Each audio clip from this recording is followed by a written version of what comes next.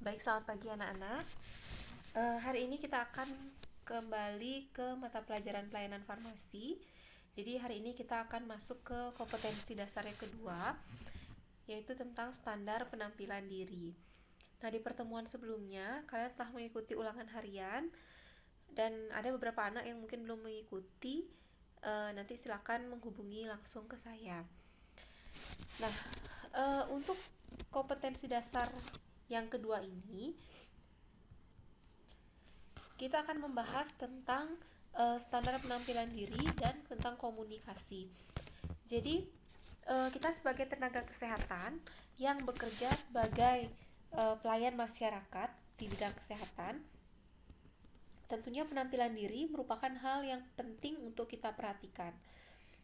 Jadi saat kita melayani pasien atau saat kita menyiapkan sediaan farmasi nantinya sebagai tenaga teknis kefarmasian, jadi kita harus memperhatikan penampilan diri kita saat melayani pasien.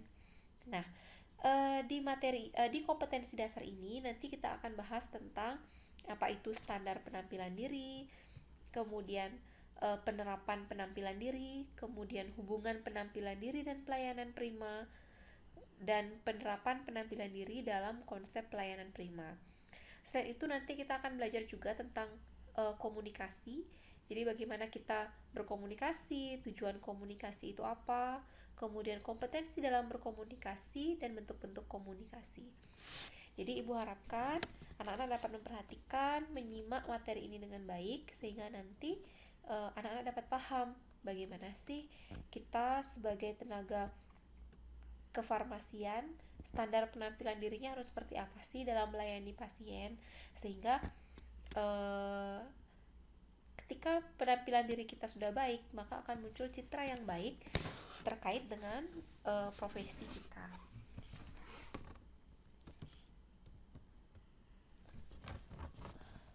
Nah, ibu akan bahas dulu tentang apa itu standar penampilan diri. Jadi kalau kita pilih ya dari kalimat tadi, jadi standar itu dapat diartikan sebagai suatu ukuran yang disepakati, sedangkan untuk penampilan diri itu memiliki pengertian sebagai penampilan atau performance baik dari diri seseorang maupun organisasi atau perusahaan yang dapat dilihat atau dirasakan oleh orang lain atau pihak lain. Nah, jadi apa itu standar penampilan diri? Jadi standar penampilan diri itu adalah penampilan diri seseorang, organisasi atau perusahaan yang sesuai dengan standar yang berlaku, baik lingkungan pribadi, lingkungan masyarakat maupun lingkungan kerja. Jadi yang kita sebut sebagai standar penampilan diri itu adalah suatu standar atau ukuran bagaimana cara kita berpenampilan, baik itu di rumah, di lingkungan pribadi kita, di lingkungan masyarakat maupun lingkungan kerja. Karena zaman sekarang kalau ibu lihat standar penampilan diri remaja-remaja zaman sekarang itu sangat jauh berbeda dengan standar penampilan diri atau cara berpenampilan yang berbeda dengan orang-orang zaman dulu kan ya. Jadi kalau sekarang berpakaian yang minim ya masih dianggap biasa. Kalau zaman dulu mungkin kurang sopan ya, seperti itu.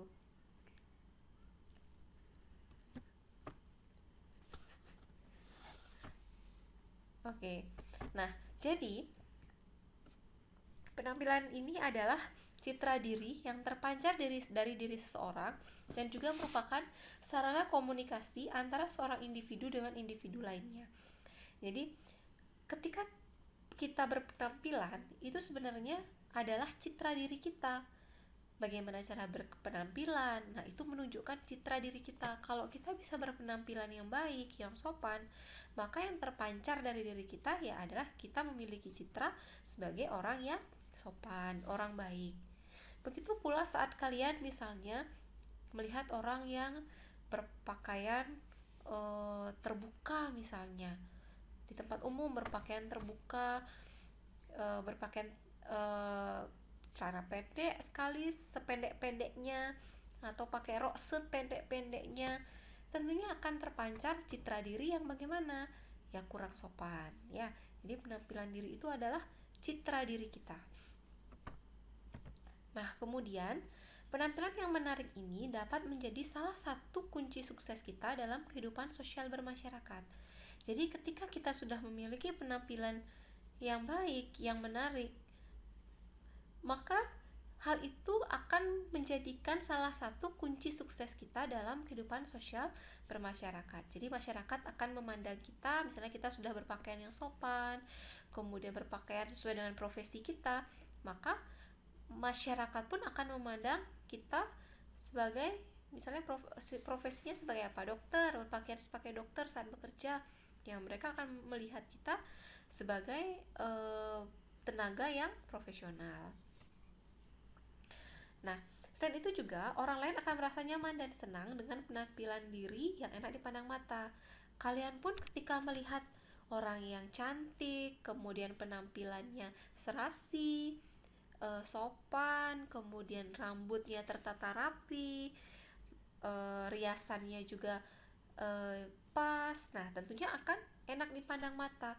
Begitu juga pasien, ketika kalian misalnya sebagai tenaga kefarmasian, atau nanti mungkin ada yang beralih sebagai perawat mungkin, atau mengambil pekerjaan yang lain bukan di dunia kefarmasian, ketika kalian sudah berpenampilan yang baik, yang sopan, menyenangkan, tentunya orang yang kita layani tentunya juga akan merasa nyaman. Nah, jadi berpenampilan menarik itu bukan berarti mewah ya. Tidak selamanya orang yang berpenampilan menarik itu harus mewah. Tapi tergantung dari diri kita sendiri dalam pengembangan diri yang seutuhnya secara baik. Jadi kalau kita mau berpenampilan menarik, nggak harus beli yang mahal-mahal. Beli yang murah pun ketika kita sudah menggunakannya secara serasi, cocok, maka itu akan menjadikan penampilan kita menarik.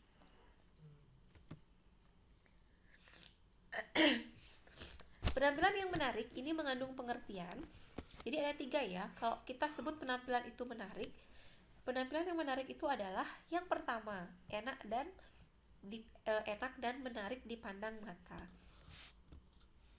Jadi kalau kita sudah melihat, oh enak, terus kita lihat tertarik nih, lihat orang atau seseorang dengan pakaian yang menarik, tataan rambut yang baik, riasan yang baik, nyaman dilihat, nah itu berarti penampilannya menarik.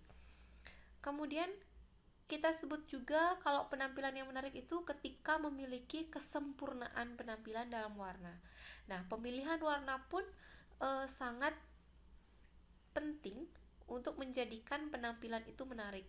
Ketika kalian pandai-pandai dalam memadu-madankan warna untuk pakaian kalian, maka penampilan kalian akan menjadi penampilan yang menarik.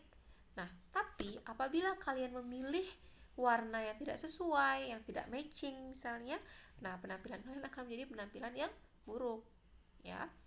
Nah, yang ketiga, jadi penampilan yang menarik itu mengandung pengertian bahwa proporsi tubuh yang simetris dan menimbulkan kesan menarik. Jadi orang yang memiliki penampilan yang menarik itu adalah ketika memiliki proporsi tubuh yang simetris dan menimbulkan kesan menarik. Jadi kalau orang yang proporsi tubuhnya kurang pas ya, antara tinggi badan dan berat badannya mungkin kurang sesuai, jadi tidak menimbulkan penampilan yang menarik. Jadi penampilannya kurang menarik nih kalau misalnya berat badannya terlalu berlebih, tinggi badannya tidak sesuai. Nah, itu menimbulkan penampilan yang kurang menarik. Nah, itu tadi ya 3 hal ini yang menyebabkan atau merupakan pengertian dari penampilan menarik. Jadi yang pertama, enak dan menarik dipandang mata, kemudian kesempurnaan penampilan dalam warna, dan proporsi tubuh yang simetris dan menimbulkan kesan menarik.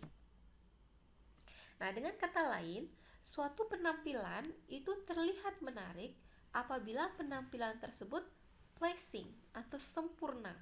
Dalam pengertian, proporsi setiap bagian terstruktur secara harmonis.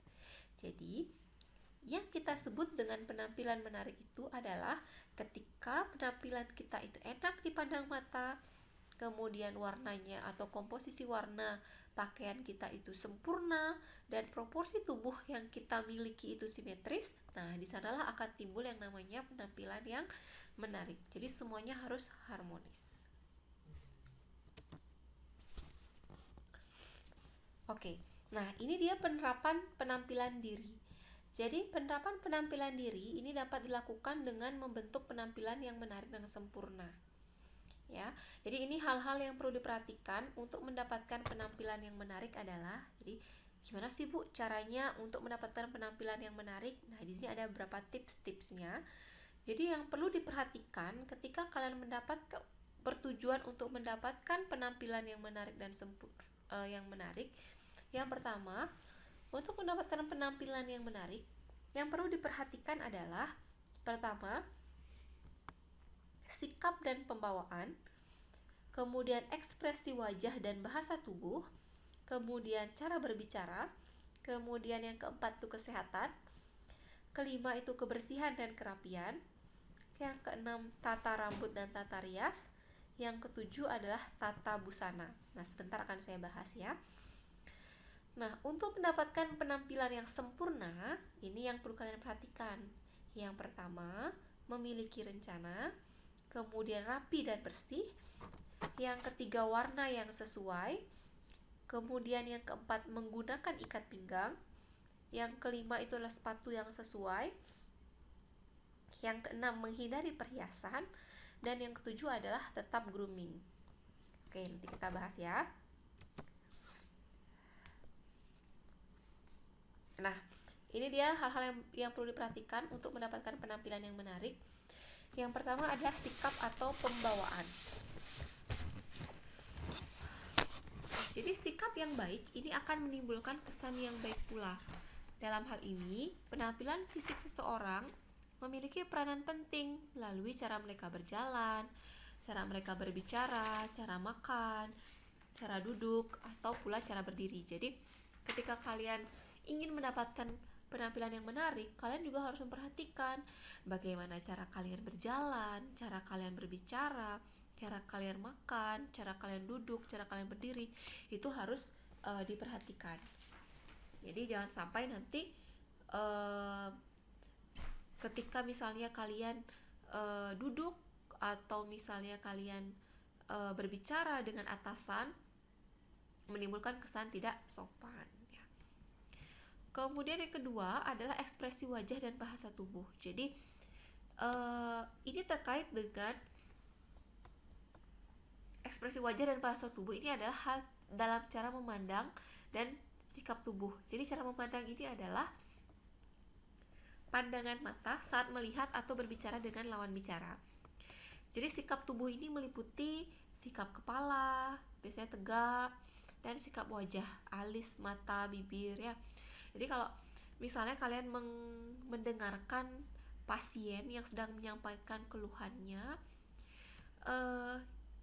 sebagai tenaga kefarmasian yang baik, misalkan sebagai apoteker atau asisten apoteker, ketika mendengarkan keluhan pasien, ya tampakkanlah wajah yang memang empati, simpati dengan kondisi pasien, bukan malah ketawa-ketawa atau tidak fokus dengan apa yang disampaikan pasien, sehingga menimbulkan kesan kalian acuh dengan kondisi pasien ya. Jadi ketika kalian sudah menunjukkan empati dengan apa yang pasien sampaikan, tentunya pasien akan merasa nyaman untuk menyampaikan keluhan-keluhan mereka. Jadi belajarlah untuk menjadi tenaga kesehatan yang benar-benar peduli dengan pasien, mau mendengarkan keluhan pasien, dan memberikan pelayanan yang baik untuk pasien. Walaupun terkadang mungkin ada beberapa pasien yang tanda kutip menyebalkan, atau kadang mereka ketika kita di apotek kadang-kadang cerewet gitu, misalnya ingin ini, ingin itu, ternyata tidak jadi. Nah, itu kadang-kadang memicu, mungkin ada beberapa orang yang terpancing emosinya hingga akhirnya marah kepada pasien. Nah, hal itu sebaiknya dihindari ya. Tetap pelanggan itu adalah nomor satu, jadi kebutuhan mereka ya kita layani, apa yang kita punya ya kita berikan untuk pasien. Tapi kalau memang kita tidak bisa menyediakan apa yang pasien inginkan, ya sampaikan juga dengan sopan. Kira-kira sampai di sana bisa dipahami ya? Oke, nanti kalau ada pertanyaan bisa kalian tuliskan di kolom komentar pada Google Classroom-nya. Oke, saya lanjutkan lagi. Nah, dalam berpenampilan yang menarik, yang perlu diperhatikan juga adalah tentang cara kita berbicara.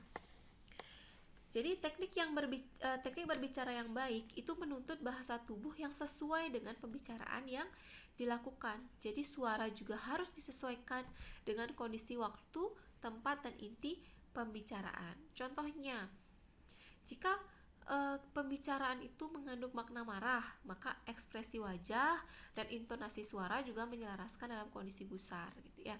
Jadi harus sesuai antara ekspresi kita sama nada suara kita gitu. Apalagi ketika kalian misalnya nanti bekerja di apotek, misalnya memberikan konseling obat kepada pasien atau melayani pasien, menjelaskan tentang cara penggunaan obat.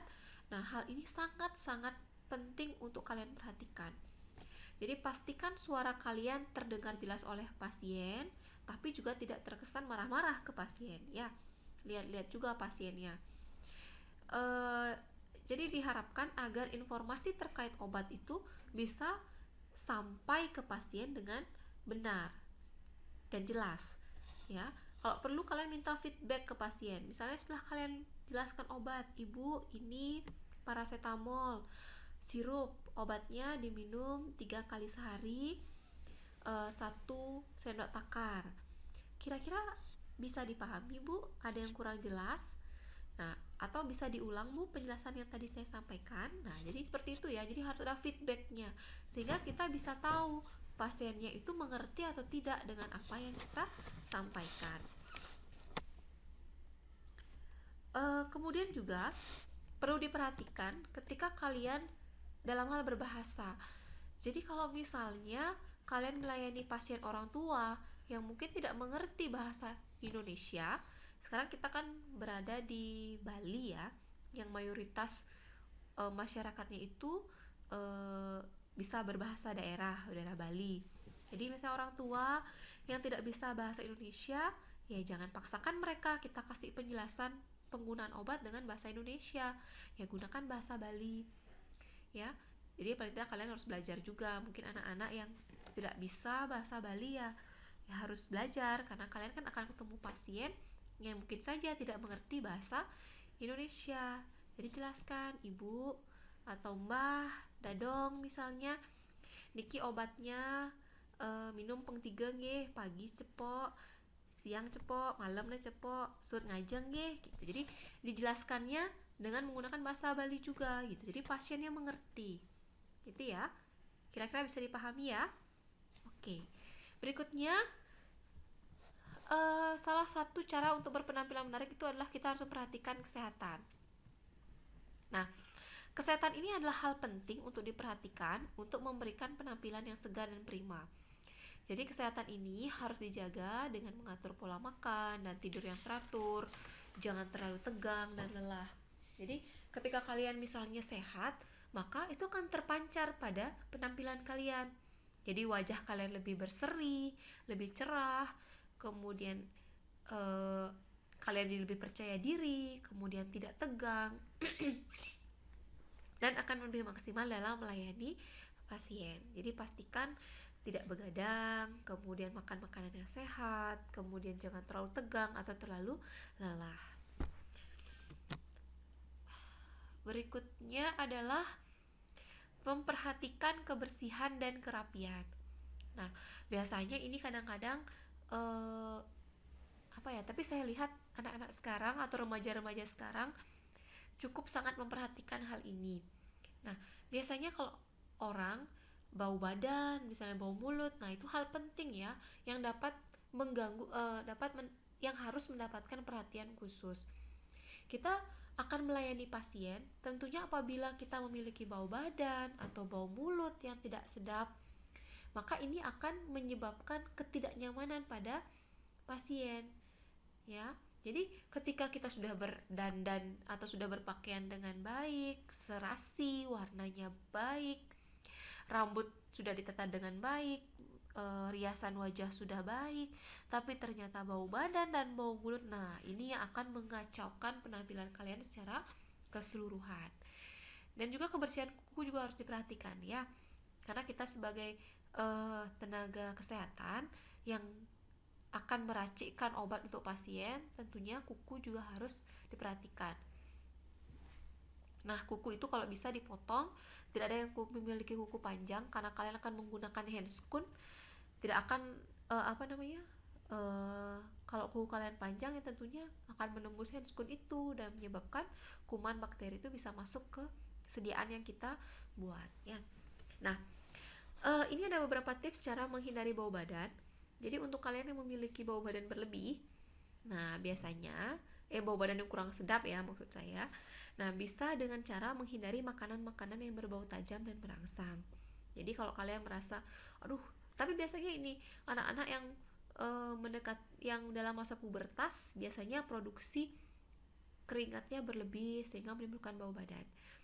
Nah, kemudian makan yang teratur, memperbanyak sayur dan buah, dan kalau perlu minum jamu tertentu. Nah, ini juga bisa memperbaiki bau badan. Jamu apa ya, Bu? Nah, kalau di Bali ini biasanya ada yang namanya jamu daun beluntas. Nah, itu bisa juga membantu untuk menghindari bau badan. Nah, yang paling penting juga sih, kalau sekarang kan sudah banyak deodoran dan parfum yang bisa membantu untuk menghindari bau badan. Kemudian untuk menghindari bau mulut, caranya itu adalah dengan menjaga kebersihan gigi, menghindari penyakit lambung, misalnya MAH atau GERD, dan menjauhi makanan-makanan yang berbau merangsang seperti pete, bawang, atau durian. Jadi hindari makan makanan itu kalau kalian akan bekerja sebagai yang akan bertemu dengan orang banyak, misalnya dengan pelanggan, dengan pasien. Nah, hindari makan makanan seperti itu yang dapat merangsang bau mulut ya. Kira-kira bisa dipahami ya. Oke, berikutnya adalah tata rambut dan tata rias. Nah, jadi kalau kita mau menata rambut, itu sebaiknya disesuaikan dengan bentuk muka, bentuk tubuh, profesi, waktu, usia, dan faktor kepribadian. Tata rias yang digunakan juga harus dibedakan berdasarkan waktu, usia, profesi, dan sifat pertemuannya ya. Jadi jangan sampai nanti kalian profesinya sebagai apoteker atau sebagai teknis kefarmasian yang meracik obat, kalian rambutnya digerai. Jadi ketika tentunya sangat mengganggu ketika kalian menyiapkan obat untuk pasien ya. Nah, ini contoh gambar-gambarnya. Nah, ketika bekerja ya baiknya penampilan seperti ini ya, rambutnya tertata rapi. Kalau rambutnya panjang ya sebaiknya diikat. Atau misalnya disanggul seperti ini, seperti kalian saat di sekolah kan menggunakan apa namanya? Cepolan di belakang tuh ya, arnet yang di belakang itu, sehingga penampilan kalian rapi. Nah, kemudian ketika kalian menggunakan make up atau riasan wajah, biasanya sesuaikan dengan waktu kegiatannya. Kalau waktu kegiatannya itu di pagi hari, sebaiknya menggunakan riasan yang berwarna pastel atau soft seperti ini. Jadi tidak terlalu mencolok. Tapi ketika misalnya kalian bekerja dan mengadakan pertemuan atau rapat pada malam hari, nah riasannya seperti ini ya, jadi lebih mencolok, kemudian warnanya lebih terang, sehingga penampilan kalian akan menjadi lebih menarik. Nah, kemudian ini untuk pria. Jadi untuk pria, pastikan rambutnya tidak gondrong ya. Jadi rambutnya itu rapi seperti ini. Nah, kalau seperti ini kan enak dilihat ya. Ganteng, rapi, pakai kemeja, pakai dasi, pakai jas. Nah, kan enak dipandang mata nih. Jadi pelanggan pun akan senang menyampaikan keluhan, atau misalnya ketika kalian bekerja di kantoran misalnya melayani customer misalnya, jadi mereka lebih nyaman melihat kita, berkonsultasi dengan kita gitu. Dan pastikan kalau pria-pria itu biasanya menggunakan gel rambut ya, sehingga rambutnya itu tetap klinis, jadi tetap tatanannya tuh tetap sampai dari pagi sampai sore atau malam, sehingga kerapiannya itu tetap terjaga.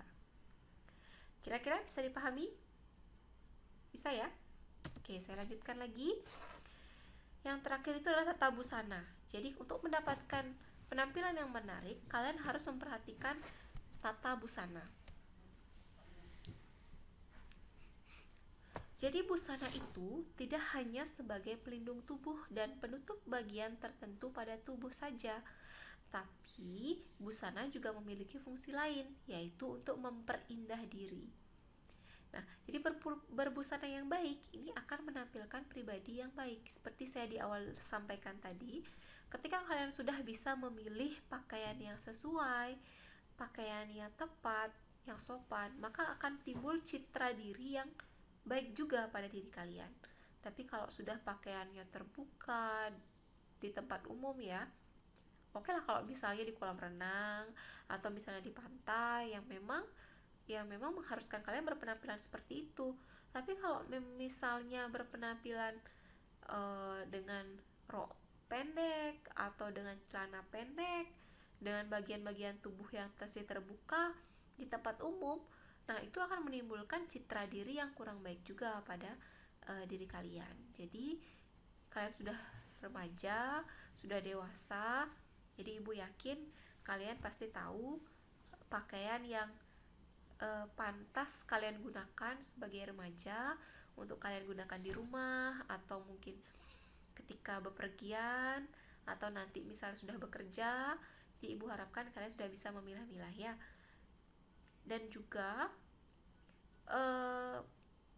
penggunaan atau anak-anak yang senang mengupload diri kalian atau foto-foto kalian di sosial media dengan busana-busana yang kurang tepat, nah itu juga perlu diperhatikan ya. Perlu berhati-hati sekali penggunaan media sosial, karena sekarang banyak sekali penyalahgunaan media sosial yang terjadi di masyarakat ya. Jadi ibu harapkan anak-anak selalu berhati-hati dalam berpenampilan, mengupload foto kalian, foto diri kalian di sosial media. Jadi bijak-bijaklah dalam menggunakan sosial media.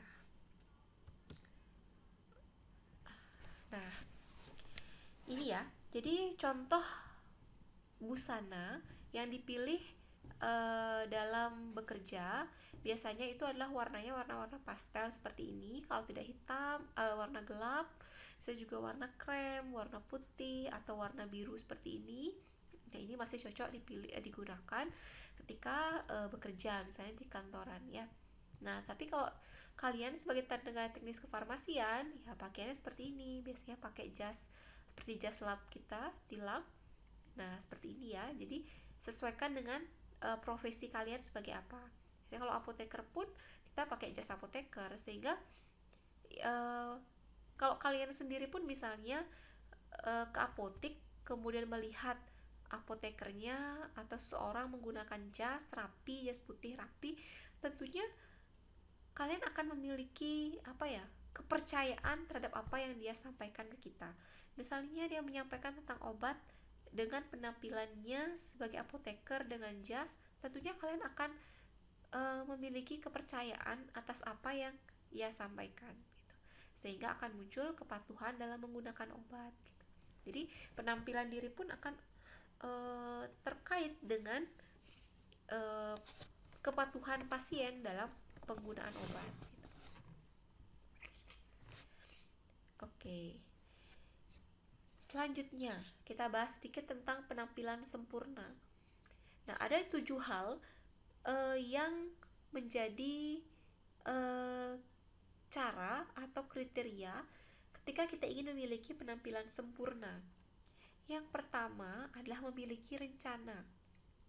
Jadi, untuk mendapatkan penampilan sempurna, kalian tidak bisa ketika bangun pagi kemudian mandi langsung mengambil baju di lemari tanpa persiapan apapun sebelumnya, nah itu tidak akan memberikan penampilan sempurna.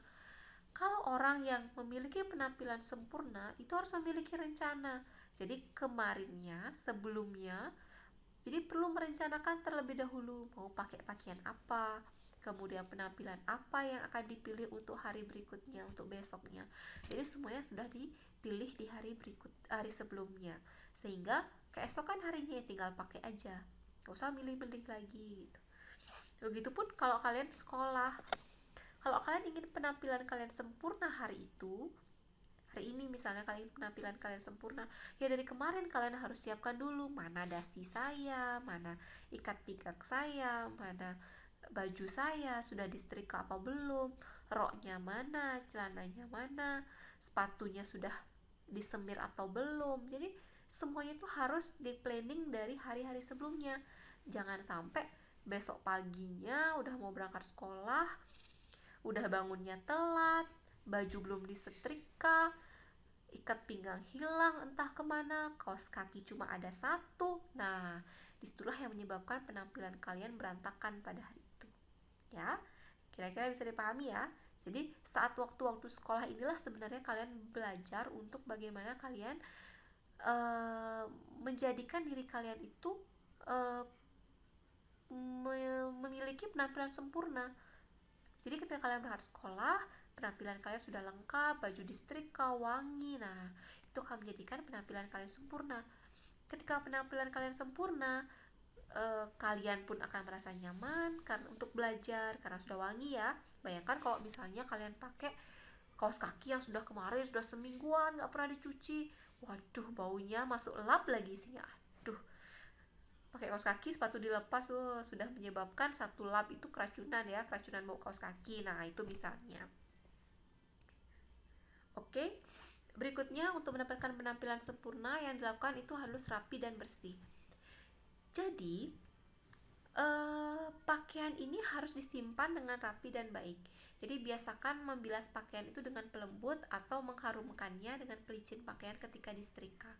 Jadi ketika kalian habis pakai baju ya usahakan dicuci langsung, bilas dengan pelembut pakaian ya, atau misalnya ketika kalian nyetrika itu disemprot dengan pelicin pakaian. Jadi baju kalian itu ya lembut, kemudian terwangi, kemudian tidak berubah menjadi kuning atau ada kotoran-kotoran itu yang masih tersisa. Jadi benar-benar penampilan kalian itu rapi dan bersih. Kemudian berikutnya adalah warna yang sesuai. Nah, kalau kalian ingin terlihat profesional, pastikan warna pakaian yang dikenakan itu tidak mencolok. Jadi kalau kalian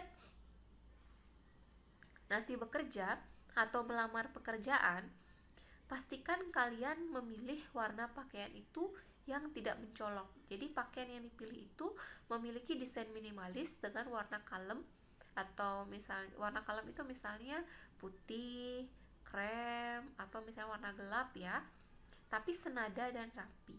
Nanti saya tunjukkan gambar-gambarnya. Kemudian yang berikutnya adalah menggunakan ikat pinggang. Jadi kalian itu harus menggunakan ikat pinggang dengan kepala yang berprofil sederhana, dengan elegan, dengan warna sabu hitam atau coklat. Jadi kalau memilih ikat pinggang untuk bekerja misalnya, itu jangan yang warna-warni ya. Kalau untuk bepergian, untuk kalian jalan-jalan, oke lah yang warna-warni. Tapi kalau untuk bekerja, pilihlah warna hitam atau coklat. Nah, mungkin seperti ini ya gambarnya.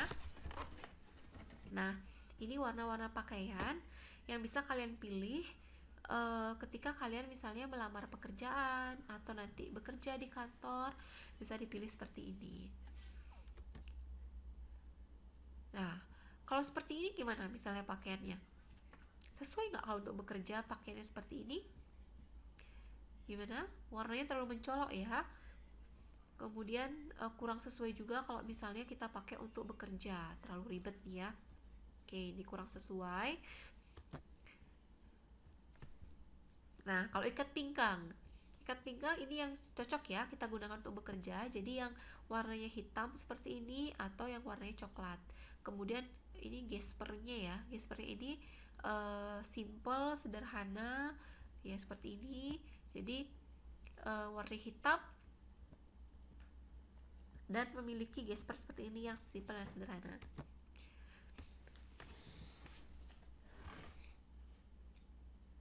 Nah, kalau misalnya seperti ini gimana? Nah, ini yang warna-warni ya. Nah, gespernya seperti ini deh. Cocok nggak dipakai untuk bekerja? Nggak cocok ya, jadi kurang sesuai. Nah, seperti itu ya. Jadi seperti yang tadi saya jelaskan di awal, kalau kalian ingin bekerja, pilihlah warna yang coklat atau hitam untuk ikat pinggangnya. Oke, kemudian sepatu yang sesuai. Jadi untuk mendapatkan penampilan yang sempurna, kalian juga harus perhatikan sepatu yang kalian pilih. Jadi sepatu ini memiliki peran yang penting dalam berpenampilan. Biasanya apabila kalian pakai sepatu kulit, maka harus diperhatikan ya, selalu mengkilap dengan menyemirnya. Jangan sampai nanti sepatunya debuan atau misalnya sampai kemasukan binatang-binatang seperti itu. Jadi pastikan untuk mendapatkan penampilan yang sempurna, sepatu kalian harus mengkilap dengan menyemirnya ya. Nah, dalam suasana formal, sepatu itu harus senada dengan pakaian dan model sepatu sandal itu harus dihindari. Jadi kalau kondisinya itu formal, sepatu yang dipilih itu ya sepatu formal seperti ini. Jangan menggunakan sepatu sandal. Nah, ini dihindari ya. Ini tidak boleh digunakan dalam situasi-situasi formal. Ini namanya sepatu sandal ya. Ini tidak boleh dipakai. Oke, berikutnya untuk mendapatkan penampilan yang sempurna, kita sebaiknya menghindari perhiasan. Gini, jadi sebuah cincin yang sederhana itu mungkin masih diperbolehkan dalam urusan bergaya seperti pria kantoran. Jadi kalau kalian lihat bapak-bapak yang bekerja di kantor, kadang-kadang masih pakai cincin ya. Nah, itu masih bisa diperbolehkan. Tapi sebaiknya gelang yang berlebihan dan kalung rantai itu tidak dipergunakan. Jadi sebenarnya kalau kita tenaga kesehatan, utamanya tenaga farmasi ya, sebaiknya menghindari penggunaan cincin, gelang atau aksesoris lainnya karena itu akan mengganggu saat kita prepare obat ya. Kemudian ada juga mungkin reaksi-reaksi kimia yang terjadi ketika perhiasan kalian itu bereaksi dengan bahan obat yang kita racik. Dapat menyebabkan kerusakan pada perhiasan yang kalian gunakan atau bisa juga mengkontaminasi sediaan obat yang kita buat ya. Jadi sebaiknya dihindari.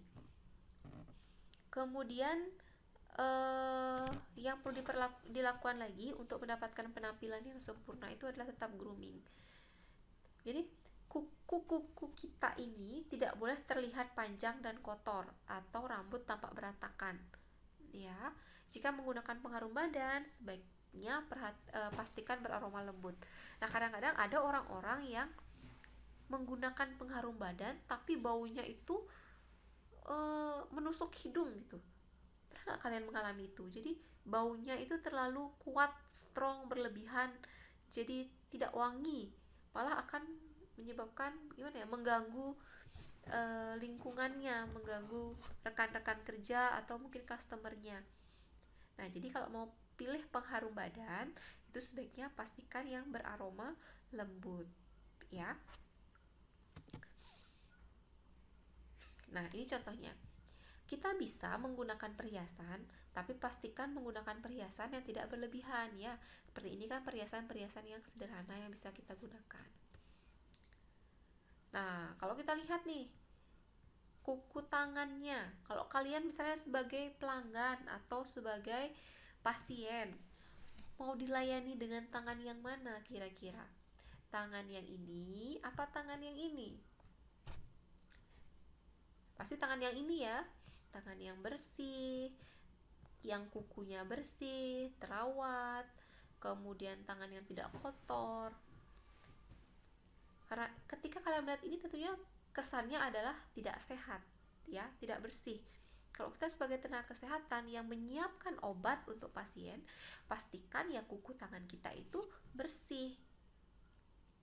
paham ya kira-kira? Jadi anak-anak yang masih punya kuku-kuku panjang, yang kukunya masih kotor, masih hitam-hitam, segeralah ambil potongan kuku, bersihkan kuku kalian ya, mumpung masih libur. Nanti ketika praktikum ternyata kuku kalian panjang, tangan kalian masih kotor, masih hitam-hitam, wah nanti tidak dimaafkan nanti oleh guru-gurunya ya. Ya, jadi dari sekarang jaga kesehatan kalian, jaga kesehatan kuku-kuku kalian, karena itu kalian akan menyiapkan obat loh untuk pasien ya. Pastikan nanti kuku kalian bersih sehingga pasien pun menerima obat itu dengan nyaman. Oke ya, bisa dipahami. Nah, jadi terakhir yang saya ingin sampaikan bahwa penampilan itu adalah image. Jadi representasi citra diri dan kepribadian seseorang. Jadi cara berpakaian dan berdandan seseorang itu juga merupakan cermin kepribadian dan menjadi bagian dari pola perilaku seseorang. Jadi kalau kalian ingin orang itu melihat citra diri kalian baik, maka berpenampilanlah yang baik, berpenampilan yang sopan. Karena apa? Ketika kalian bertemu dengan orang baru, yang kalian akan lihat, yang orang itu akan lihat tentang diri kita yang pertama itu adalah ya penampilan kita.